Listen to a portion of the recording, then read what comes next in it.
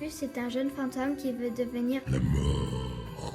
On a beaucoup aimé ce livre, ses personnages et ses situations. Son père veut décider de sa vie à sa place. Mais Rufus va se battre pour ses rêves. Et ça, c'est beau. La mort.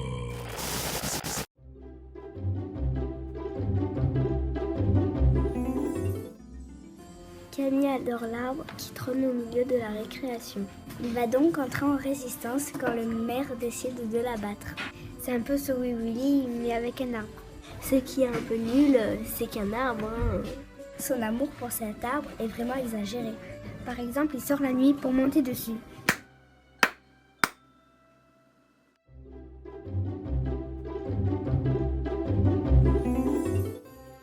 C'est l'histoire d'un garçon qui a perdu sa sœur jumelle un an auparavant. Il débarque avec ses parents sur une planète étrange peuplée d'une nouvelle forme de vie. Et là, il va réussir à faire son deuil. Vous l'avez compris, c'est pas une histoire très marrante. Et nous, on aime bien se marrer.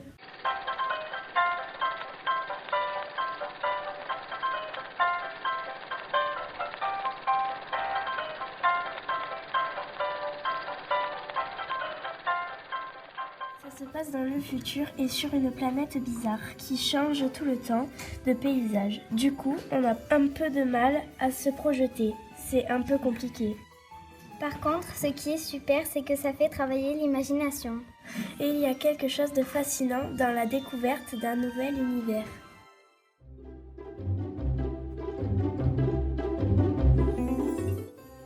C'est un livre pop-up très coloré. Il est très beau, mais c'est dommage que le texte soit si simpliste.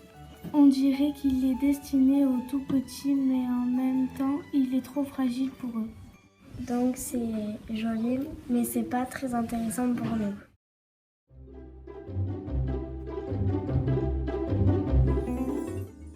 Basé sur des faits réels, ce livre est marquant. On s'en souviendra longtemps. C'est important de parler de ces choses-là. Bon, à la moitié, ça devient un peu trop répétitif. Et donc un peu ennuyeux. Mais comme c'est raconté à la première personne, On comprend mieux les émotions du personnage principal. Et on se met plus facilement à sa place.